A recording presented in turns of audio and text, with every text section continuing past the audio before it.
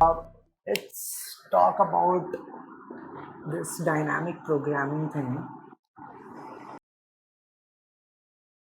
So can somebody tell me, like, why is it called as dynamic programming? What is so dynamic about dynamic programming? I mean, I don't see anything dynamic over here. So the answer is I also do not know. And in fact, no one knows. No one knows, whoever named it dynamic programming, why he named it dynamic programming. And the reason behind that is he was a very awesome guy who came up with the concept of dynamic programming, and he was from United States. He was a mathematician and a programmer. So during those days in the United States, mathematics, science and technology, they were being looked down upon. So what do I mean by looked down upon is that people did not consider them as good things. So these days they are everything, right? But people did not used to consider them as good things. Now that guy, while working on his mathematical problem or programming problem, observed that if, let's say, he has to do something, he has to do a task, and let's say that task can be done only if many smaller tasks are done.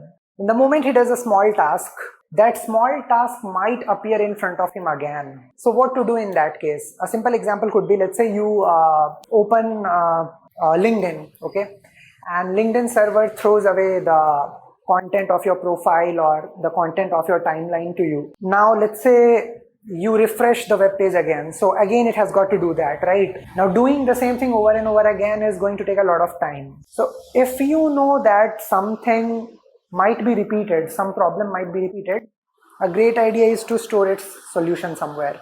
So that is exactly what caching does. Your browser, it caches the response, and the moment you request it again, you get back from the browser instead of a request being made to LinkedIn server and then retrieving the data from there.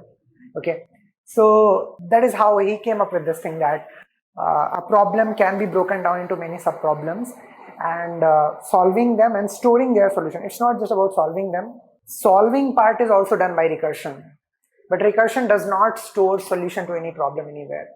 So the thing is that if you store it somewhere, then next time you can reuse that. So if it is about sub-problem, a better name for that, according to me, should be, as one of you said, sub-problem programming, because this makes sense. This does not make sense. So he coined this name just like that. There is literally no logic behind why this name is coined like that. So sub-problem programming is definitely a better name, where you are solving small sub-problems.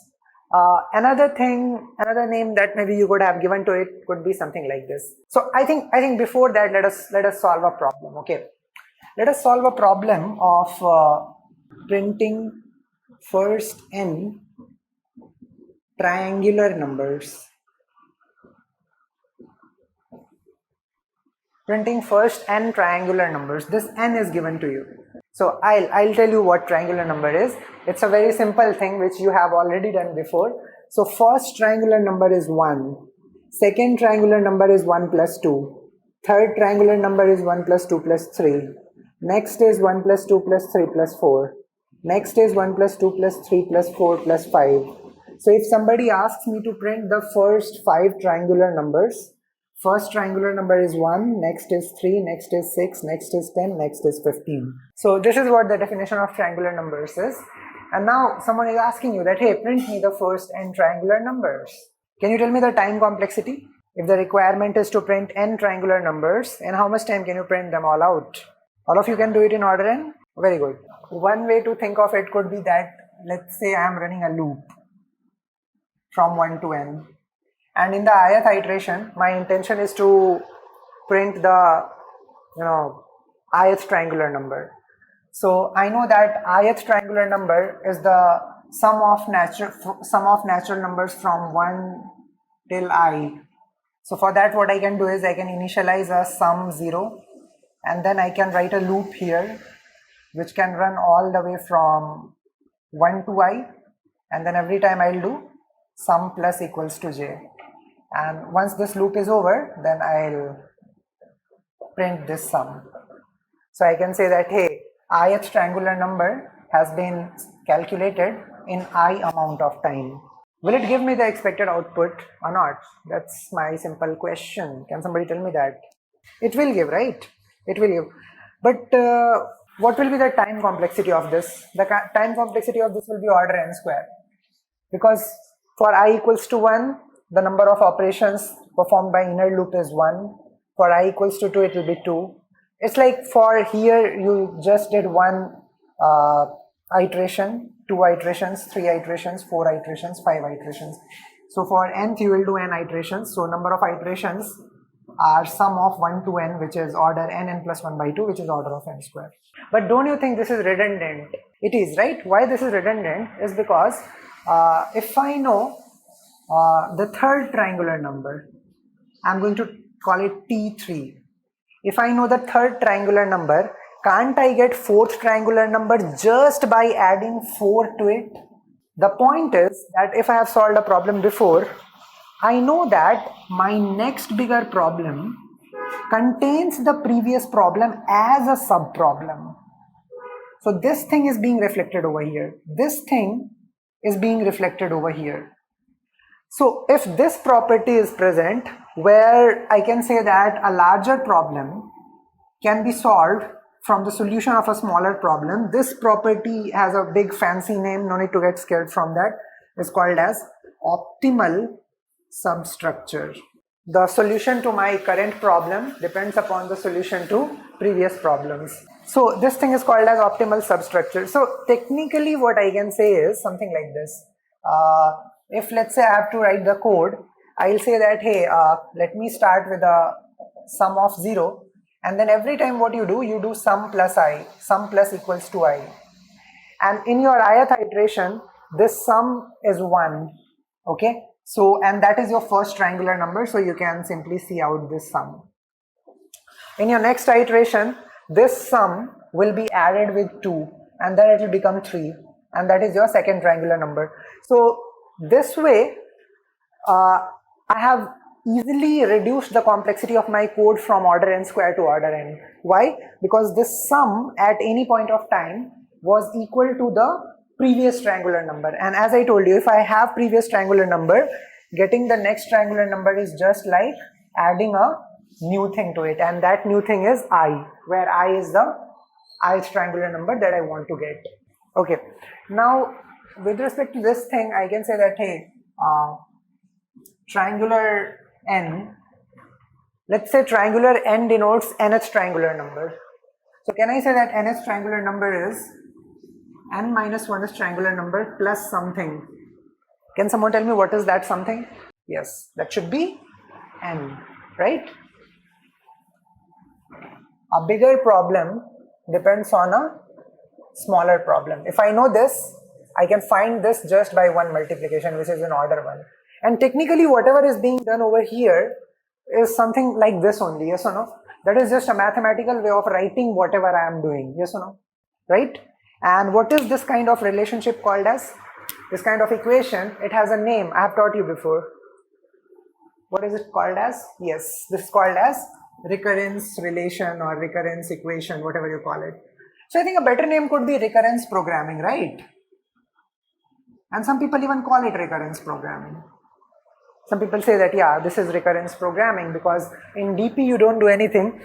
You say that, hey, this is my recurrence, and I'll keep solving this recurrence for higher values of n.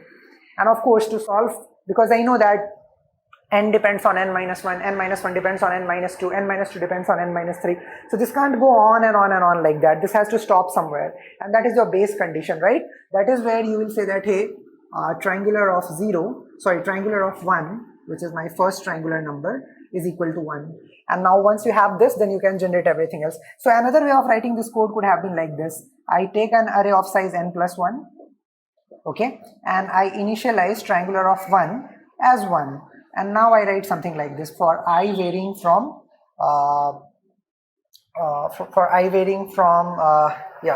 2 to n, what I'll do is triangular of I is triangular of I minus 1 plus I.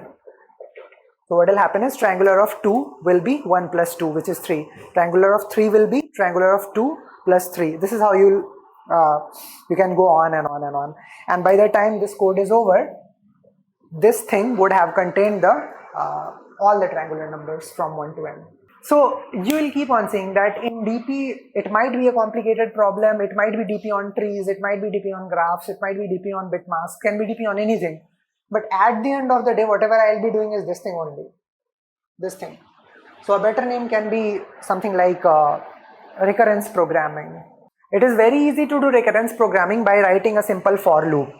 That is, you solve the smallest problem first, which is you found out the first triangular number. Then the next one is 1 plus 2. Then the next one is this plus 3. Then the next one is this plus 4, and so on and on. So it is very easy to do it in this way. Another way to do it is that you can, because this thing is like a recurrence relation, so it can be converted into a recursive code also. Yes or no? It can be converted into a recursive code. How many of you can write recursive code for this? You can do that, right? And even if you write the recursive code of that, how much time is that going to take? So the complexity of this was order n, right? Let's say I have to find nth triangular number. If I have to find nth triangular number, how much time is your code going to take? So how is your code exactly going to look like? So int, let's say triangular, and here is what your argument is. Okay, so your triangular of n always calls triangular of n minus 1, and whatever is returned from here, that gets added to n, right? But it should have a termination condition somewhere. Where will it have its termination condition? Can somebody tell me that? Yes, so you can terminate either at n equals to 1, and you can also terminate at n equals to 0, right? Because 0th triangular number can be thought of as 0, right? So you can say that, hey, if n is equals to 0, I'll return 0, otherwise I'll return n plus triangular number of n minus 1. This is how it will go on and on. Okay, if you had even slightest of difficulty in thinking it, please, it's my request, go back and, when you go back today, refresh your recursion and backtracking. That is going to help. DP is going to be full of recursion, full of backtracking. Okay, so please do that if you haven't done that already. Yeah, so this is how it will go on and on and on, and you can draw the recurrence tree diagram, and you can see that how the values are being returned and everything. So this is one way to solve it. This is another way to solve it. Now let us understand one important thing over here. This is a unidirectional recurrence. What do I mean by unidirectional recurrence? Is something like this. Now starts the mathematical things about DP, so understand it. Writing something like, let's say f of n is equals to f of n minus 1 plus, let's say, n, which was the case over here. So what will happen that n will call n minus 1, will call n minus 2, will call n minus 3, and eventually this is going to get reduced to 0. So can you see that your parameters are moving in one direction only? Either they are continuously decreasing, and because they are decreasing, so at the lowest possible value, I have placed my termination condition. So this is a unidirectional recurrence. Sometimes it can be like this also, that t of n is equals to t of n plus 1 plus n. It can be like this. So even this is a unidirectional recurrence, because let's say your t of n, it called t of n plus 1, t of n plus 2, t of n plus 3, and eventually let's say you have a logic in your code that when your variable becomes 1000, then you are going to terminate. So in case of unidirectional recurrences, I know where my variable or input parameter is heading to. So I actually know where to terminate, either when it has become too low or when it has become too high. But that is not the case with a recurrence which is non-unidirectional. I'll give you an example. So let's say you have got something like this. Tn equals to Tn minus 1 plus Tn plus 1. What is your opinion about this? Is this a unidirectional recurrence? Is this a unidirectional recurrence? It is not. Why it is not? Because your n will call n minus 1, and this here it will call n plus 1. And now this thing, it will call n minus 2, and here it will call n again. And don't you think that it's like this n which was called here is again called here, and so this is going to be infinite recursion, because this n will again now call n minus 1, and the same set of cycle is going to get repeated. So whenever you have this kind of case that your relations are not unidirectional, I mean something is moving in some direction and something is moving in other direction, okay, the two things that you are dependent upon, there you would be trapped in a loop, and that would be your infinite loop. So this is not DP. This thing is not DP. But have you heard of something like this? You have seen this, right? What is it? This is Fibonacci. Is this a unidirectional one? Is this a unidirectional one? Yes, because every time your variable is lesser than the previous value. Okay, so I know eventually when it becomes 0 or 1, there I can terminate. Okay, so if both these things are either smaller or both these things are either greater, or let's say you are writing f of x is dependent upon f of y, some operator f of z, some operator f of w, then either all three of them have to be greater or all three of them have to be smaller. If that is not the case, then this kind of situation will get arisen and it will not be a DP, because you will be trapped in a loop. Another thing to take away from here is when you write this is a big problem and these are the two smaller problems. Now this is exactly what DP is. DP says that, hey, do not try to solve me directly, you can't solve me. First solve this and this. Once you have solved this and this, then you can easily solve me. Okay, and this is how it actually works. Even bottom top approach goes like that and top bottom approach goes like that. Okay, so with respect to triangular number, even the recursive approach was of order of n. If I draw its recurrence tree diagram, then what I would see is something like this, that this triangular number of, let's say 4, it is saying that, hey, I'll return 4 plus triangular number of 3. It will say I'll return 3 plus triangular number of 2, 2 plus triangular number of 1, 1 plus triangular number of 0, and now this thing will return here 0. Okay, so basically 0 plus 1 will be returned, which is 1. Okay, and now this value is 1, so now it will return 2 plus 1, which is 3.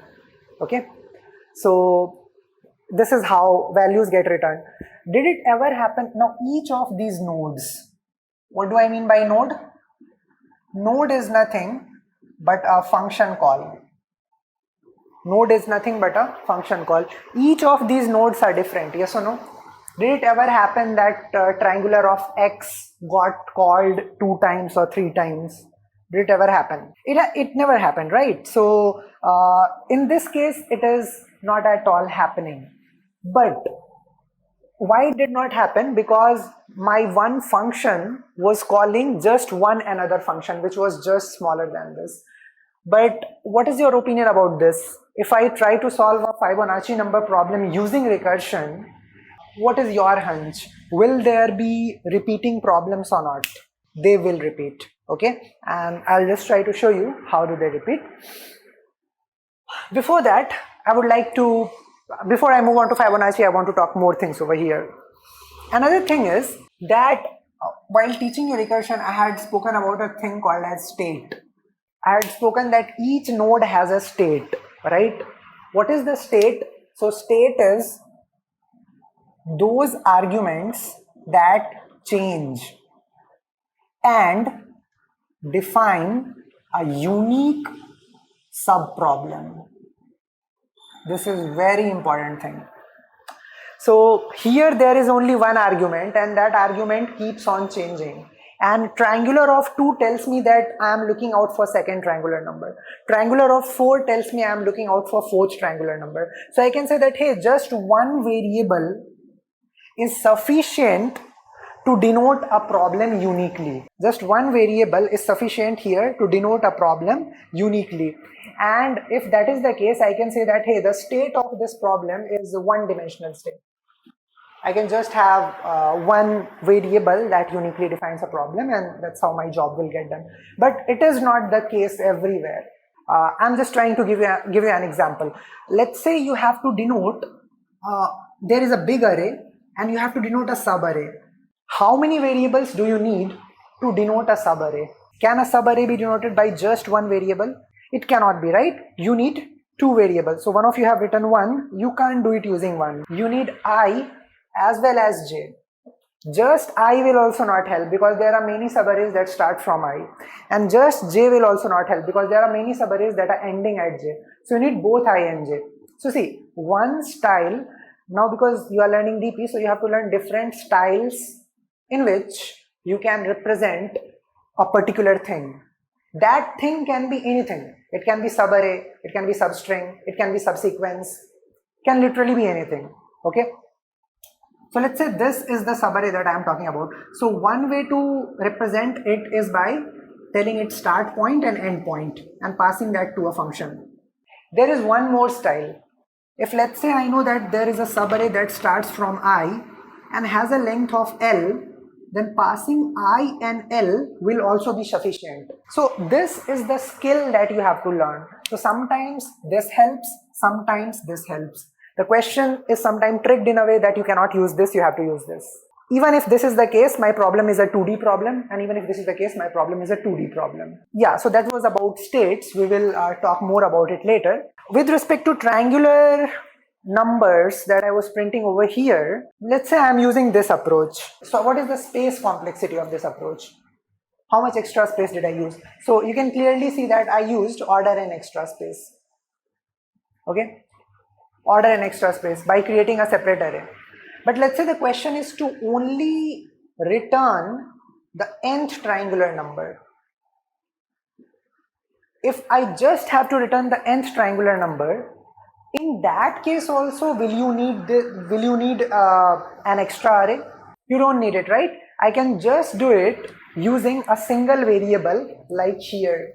Why? Because to know the answer of nth triangular number, I do not need to know the answer of n minus 1, n minus 2, n minus 3 and so on. Sorry. To know the answer of nth triangular number, I just need to know this. I do not need to know n minus second triangular number, n minus third triangular number, n minus fourth triangular number. So this is the most important thing. So whenever you see that your problem f of n is just dependent upon f of n minus 1, it can be anything. F of n equals to f of n minus 1 into 9. It can be anything. So in that case, you can just have a variable and keep updating that variable. So there is a var, and from this var I can produce this, and I call this current. Now I change my var over here, and from this var I can produce this value, and I call it current.